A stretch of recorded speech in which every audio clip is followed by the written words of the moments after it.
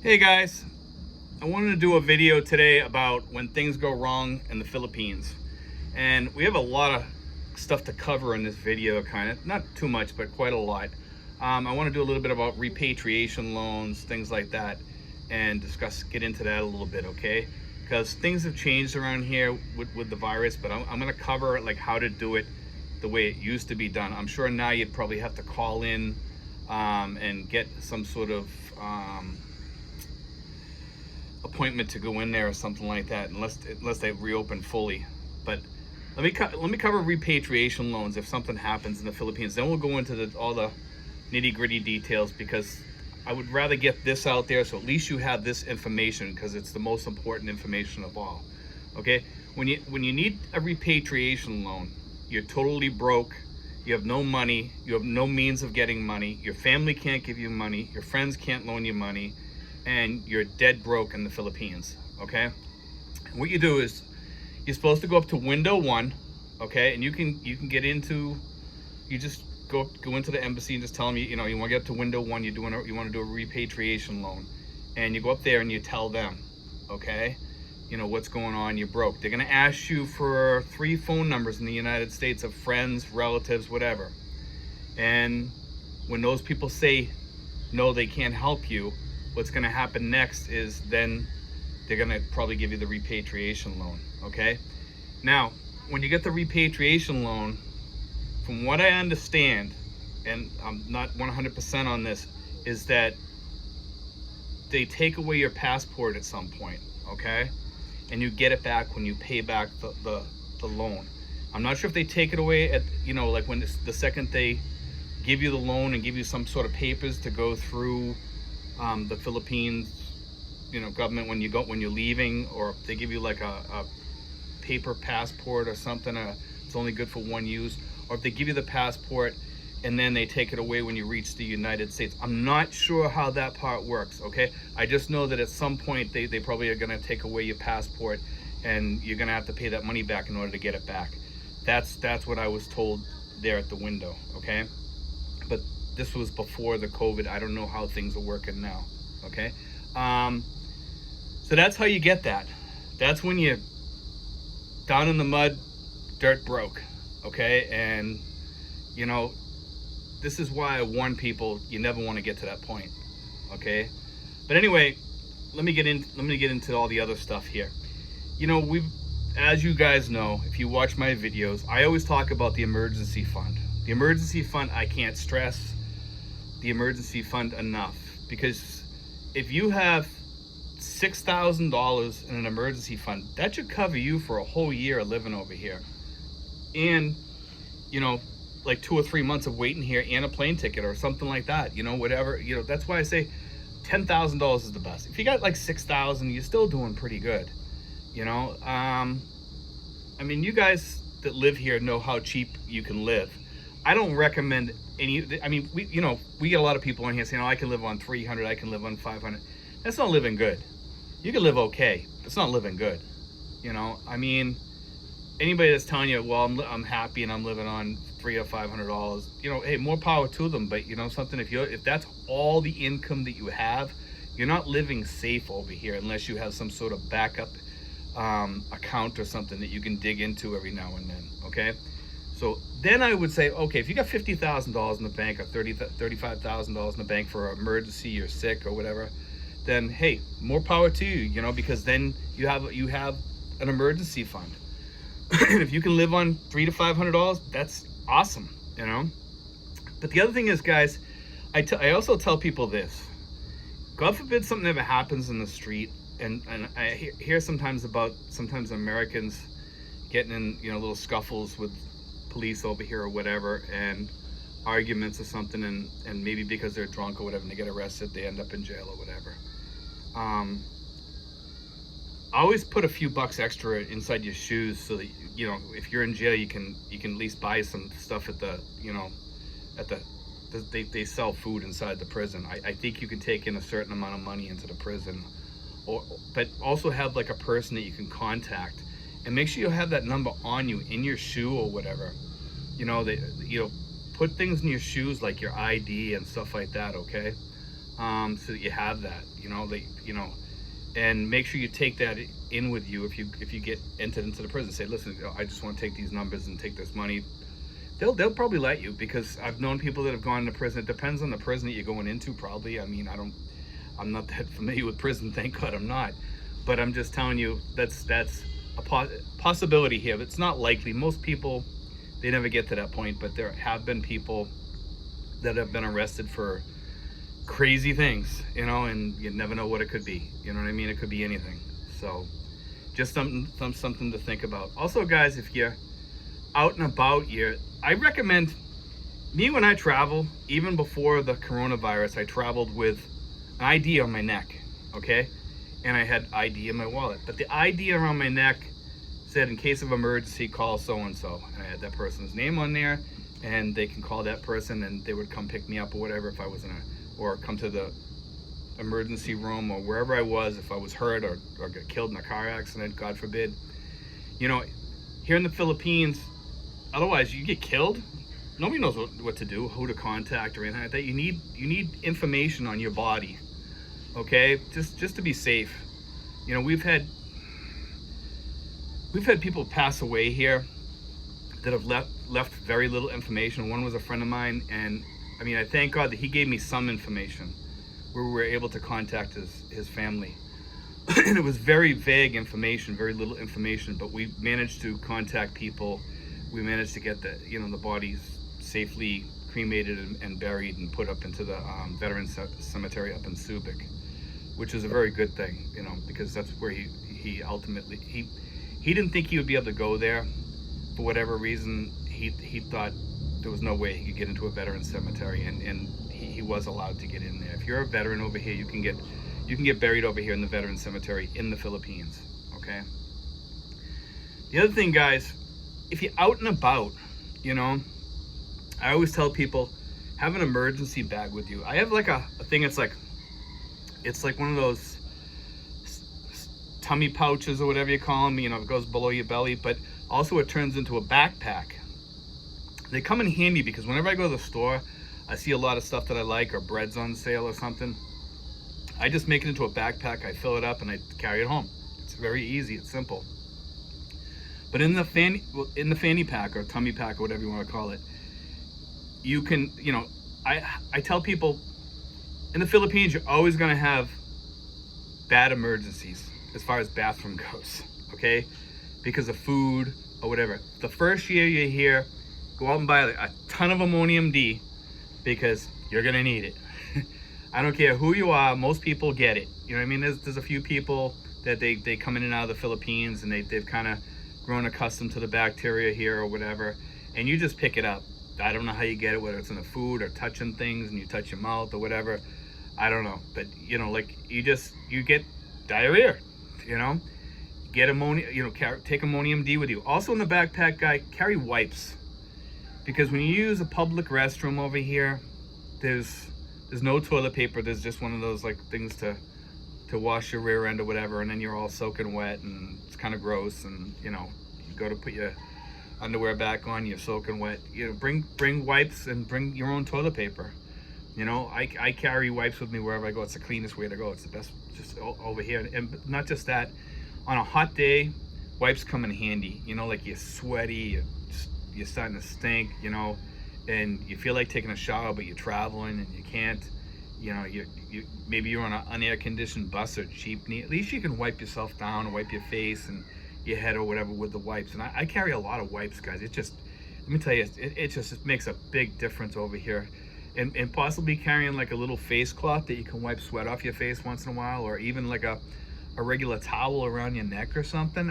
People might look at you because you're carrying a towel. Carry it in your fanny pack, but when you're on the jeepney, you just put the towel around your neck or whatever. Lately I've been carrying an ionizer that I wear it around my neck. I've showed it in some of my videos. The ionizer is pretty good because it's supposed to kill germs by sending out negative ions into the air, and supposedly that kills germs within 3 feet of it or something like that. Now I'm not sure how good they work, but I've heard that they do work, okay? And I do notice that the air feels like a little fresher when you have that on for some reason. And I also noticed that when I have that around my neck and I'm wearing my electric mask, that the mask gets dirtier, okay? The filter does. So that does work. You know, to get back though about when things go wrong, the biggest things you're probably gonna have go wrong over here is running into the wrong girl. You run into the wrong girl over here, some of them can be very nasty.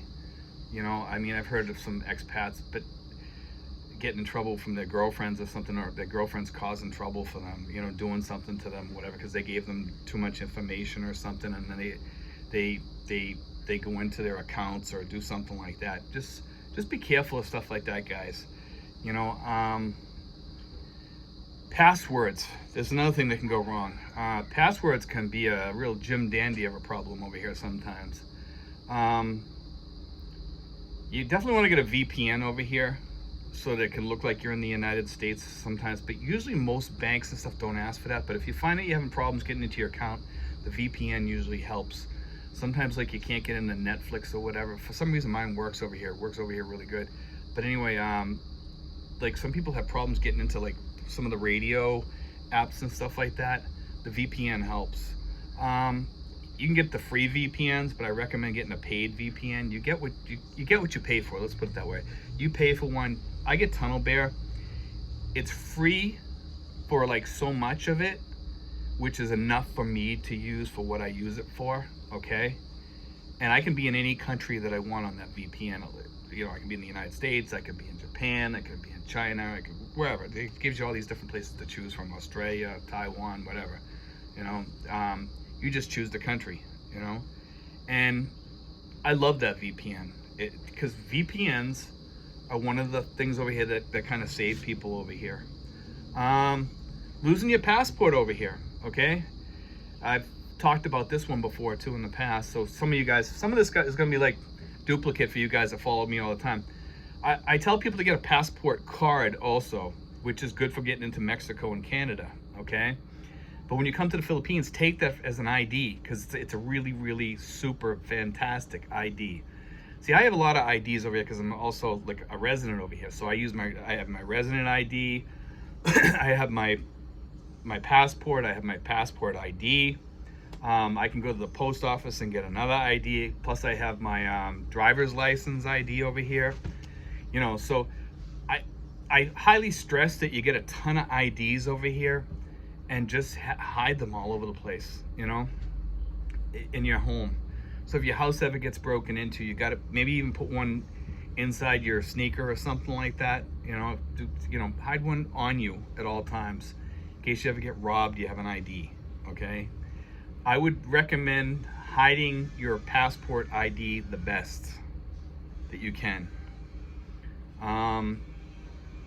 I don't, you know, put it in a plastic bag in the toilet, you know, in the part that you can't see, you know, something like that. Just hide it, you know.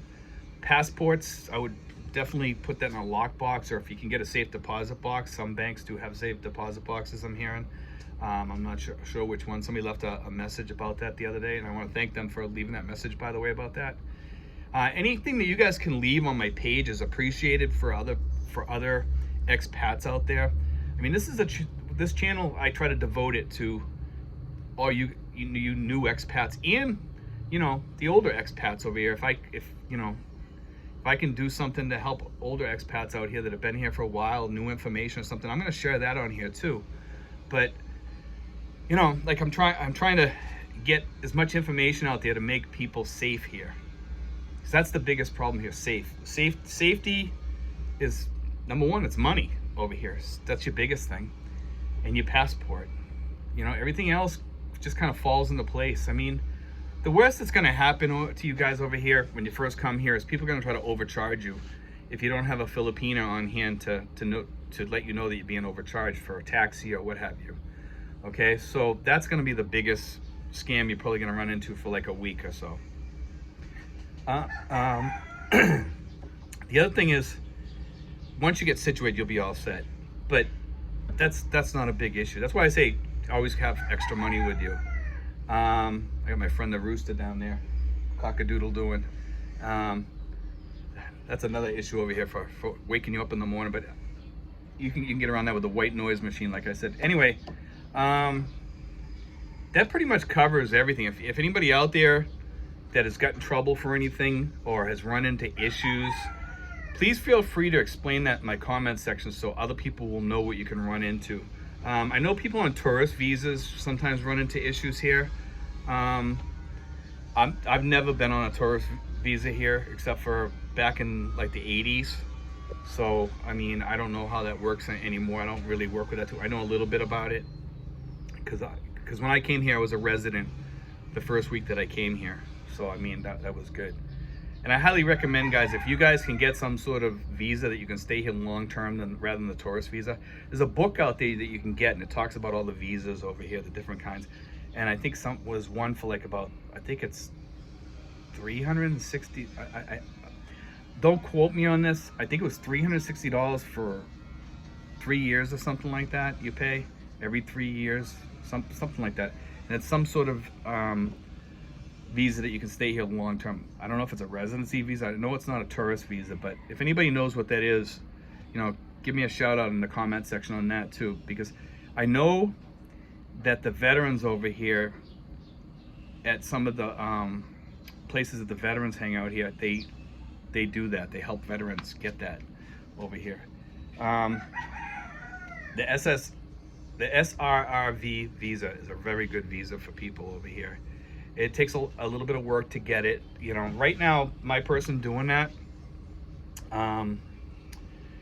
she's in another country and she really can't do much over there. So if you guys are like looking to get the SRRV visa, I would highly recommend you wait till this COVID thing is over, okay? And just, you know, just wait till it's over and then come, you know? But anyway, guys, I think I pretty much covered everything there.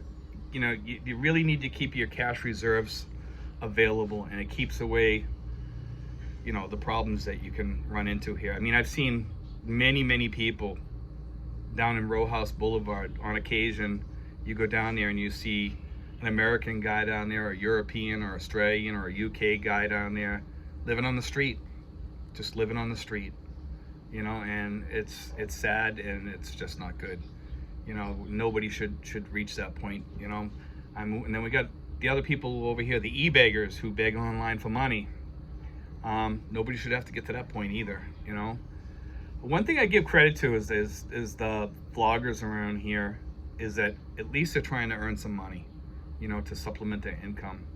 You know, I will say that, you know, it's a good thing to be able to vlog over here, you know, and it's an enjoyable thing to do. It kind of keeps you kind of busy and stuff like that.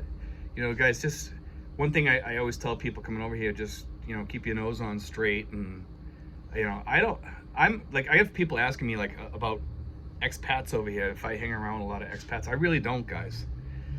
I just don't, because I have more drama from expats over here than I do from Filipinos or Filipinas. I have more drama from expats over here. I have a few friends here in Tracy, and a few distant friends and stuff. And I mean, we really don't hang out much. We see each other, you know, in town once in a while, stuff like that. But most of the time, I stay by myself. I'm happy. You know, I go out with my Filipino friends, and we go out in Manila Bay or whatever. And I think you stay out of trouble more, and you're away from the drama. I mean, one of the reasons why I left the United States was all the drama, the political drama and all that. And, you know, I come over here, I just want to get away from it. And I'm happier getting away from all that, you know, that PC crap and all that stuff, because that's just not me. You know, I usually say it like it is. And, you know, if you don't like it, that's your problem, not mine. But nobody's going to tell me how I have to think, how I have to, you know, talk, how I have to do my, you know, my blog, or if I write a book, how I'm supposed to write it and what I'm supposed to say in it. You know, that's just not me. I'm gonna be me.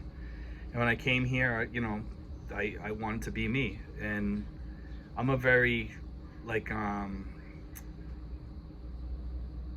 do you say it?